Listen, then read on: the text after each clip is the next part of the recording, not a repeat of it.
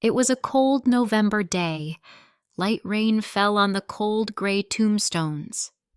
Amid that solemn scene stood Evelyn Cartwright, a woman who once held an entire financial empire in her hands, unaware that she was about to face a truth that would shake everything she believed in.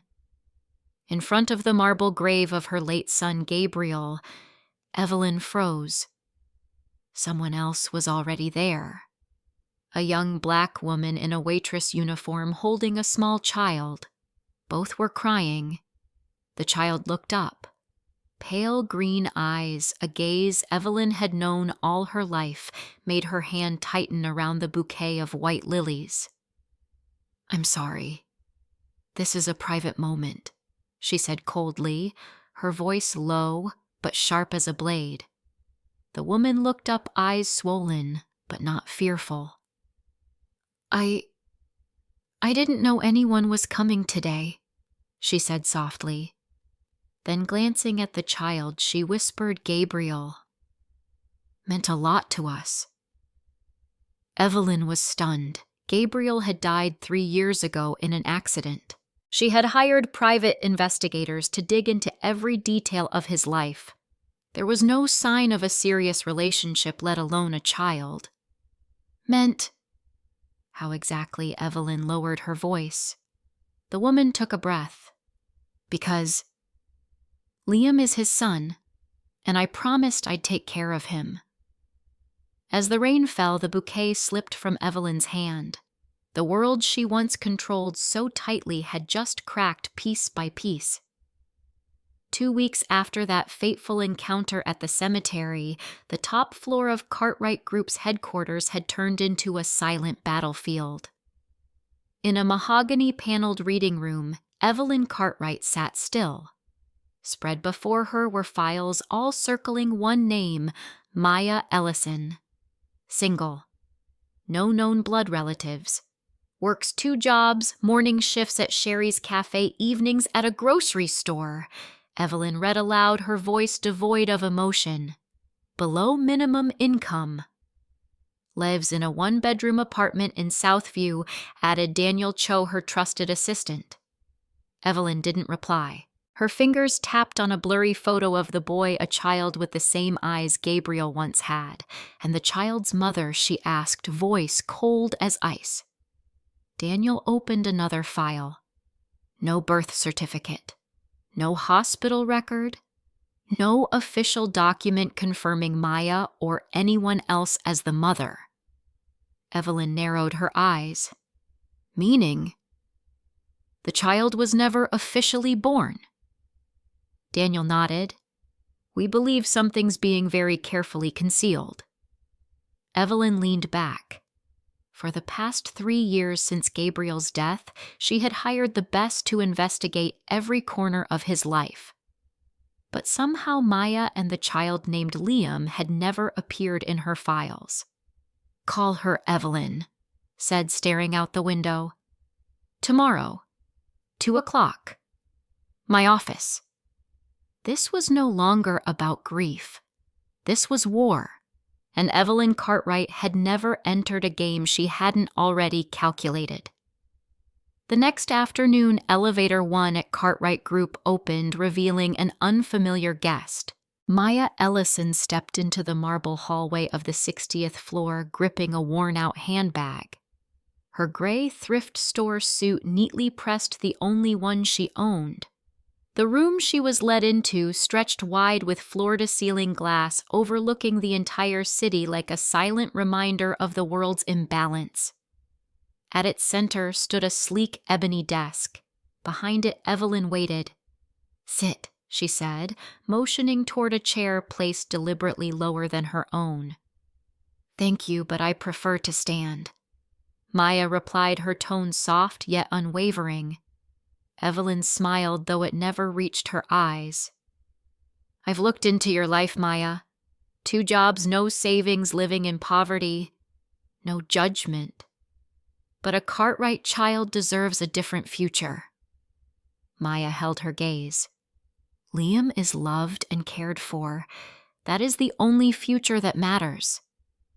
Evelyn pulled a check from her drawer and slid it across the table. $200,000. Liam comes to live with me. You may visit him on weekends. Maya stared at the check as if it were a glittering trap. You're trying to buy my child. No. I'm reclaiming my bloodline, Evelyn replied for the first time, letting emotion slip through. I'm sorry, Mrs. Cartwright, Maya whispered. But I don't sell family, and Liam is not a bargaining chip. She tore the check in half. The pieces fluttered onto the marble floor. For the first time in years, Evelyn's eyes flickered with uncertainty. After the confrontation, Maya walked out of Cartwright Tower with trembling legs, but her eyes were steady as if she'd survived a storm she'd long prepared for. That evening in her small Southview apartment, warm light fell over an unlikely gathering. Around the modest kitchen table sat Professor Alan Reeves, civil law expert from Columbia University, Celia Tran, an investigative journalist known for exposing national scandals, and Aunt Grace, an elderly former law professor and the woman who had raised Maya since childhood. Are you certain? Aunt Grace asked gently but firmly. Once you step into this, there's no going back. Maya nodded. For 3 years, I've stayed silent. Every night class I took, every case I studied, it was all to protect Liam and expose the truth. Professor Reeves laid out a thick legal petition. We're filing under precedent protecting custody from class-based discrimination. If Evelyn tries to take Liam because you're poor, we'll strike back. Celia lifted her laptop, showing images of illicit contracts and suspicious political payments. Cartwright Group isn't as clean as they claim. We have documents, evidence, and we're ready to go public. Maya placed a hand on the folder. Her voice was low but resolute. Evelyn thinks money is power.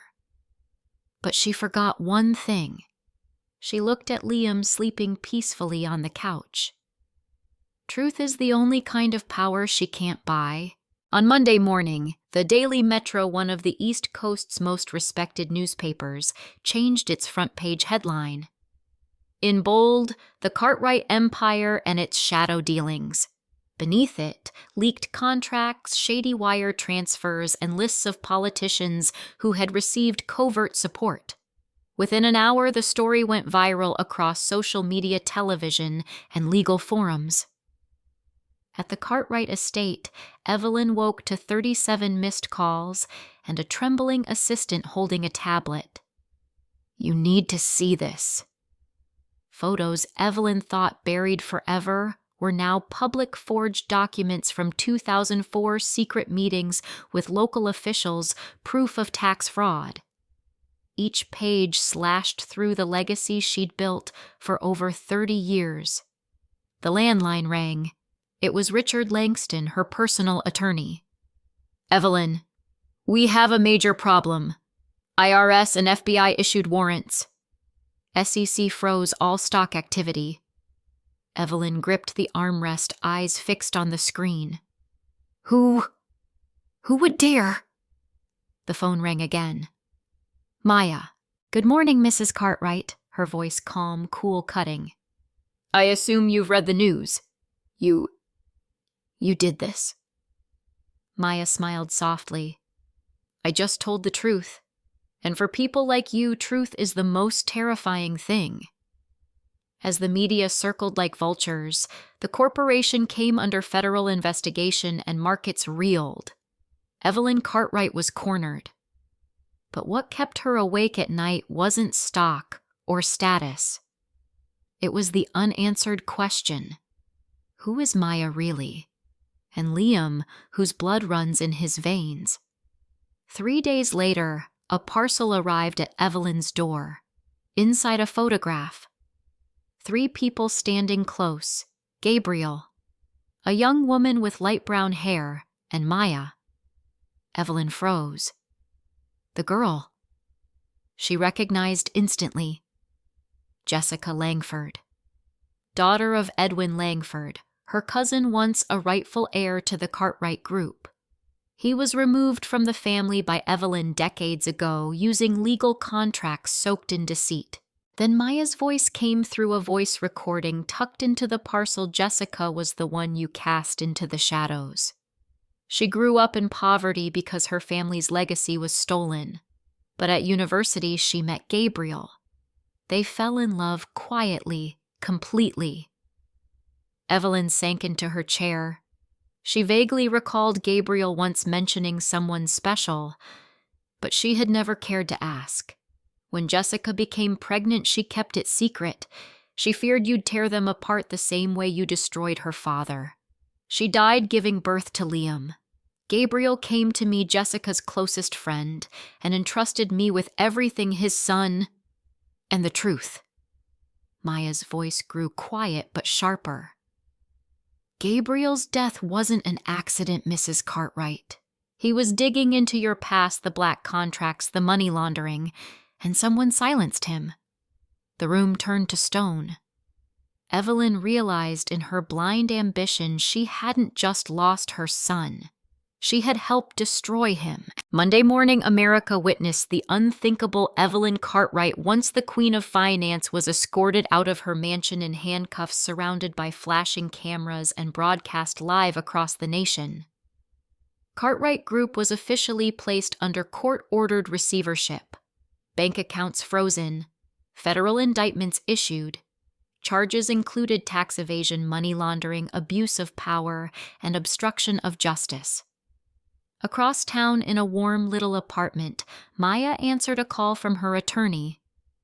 Congratulations, Maya. The court has denied Cartwright's custody petition. And more importantly, Liam is now legally recognized as Gabriel Cartwright's rightful heir. Tears streamed down her cheeks, not from fear, but from long-awaited relief. Aunt Grace embraced her, and Professor Reeves nodded in admiration. You've done what no one believed was possible. Journalist Celia Tran called from the newsroom. The files you've gathered over the last 3 years will be published in full, and a portion of the proceeds will fund the Liam Scholarship Foundation for children without parents. At the federal prison, Evelyn sat silently in her orange jumpsuit, staring through the iron-barred window. A guard stepped in. You have a visitor. Evelyn looked up. It was Maya, poised, composed, dressed in an elegant navy blue suit. She placed a photo on the table. Liam in his prestigious school uniform. Liam was accepted into Wellington Academy. Full scholarship. He's learning violin. His teacher says he has his father's gift. Evelyn clenched the edge of her seat. Why are you telling me this? Maya looked her in the eyes. Because Liam asked me, can bad people become good? And I told him only if they truly want to change. 2 years after the court ruling, a small lake house in Connecticut had become a sanctuary for 2 souls once left behind. Liam Cartwright, now 7, ran through the garden of wild daisies, violin in hand. On the porch, Maya sat reading with a framed photograph of Gabriel above the fireplace, right beside her night school law degree. Mom, can I play my new song for you? Liam called. Of course, my love. Maya smiled. On the wooden bench beside her, Grace Washington, the woman who taught Maya that knowledge is the only treasure no one can steal, nodded proudly. Occasionally, they still received letters from prison. No longer threats, just shaky handwriting from Evelyn, now stripped of power, holding nothing but regret. Thank you for letting me know Liam is still alive, and for not teaching him to hate me. Maya never wrote back, but she had forgiven not for Evelyn's sake, but to free herself and her son from bitterness. That evening, Maya and Liam sat by the piano. Warm light danced across sheet music, Gabriel's old letters, and a few keepsakes left by Jessica. Mom, am I really a Cartwright? Liam asked. Maya pulled him close. You're an Ellison Cartwright. But more importantly, you are living proof that justice isn't some faraway dream. It's something we build with love, truth, and courage. Family isn't defined by blood, but by those willing to fight for each other. Money can buy influence, but never respect. And sometimes the sweetest revenge isn't destroying your enemies, but building a life so beautiful they wish they had stood beside you.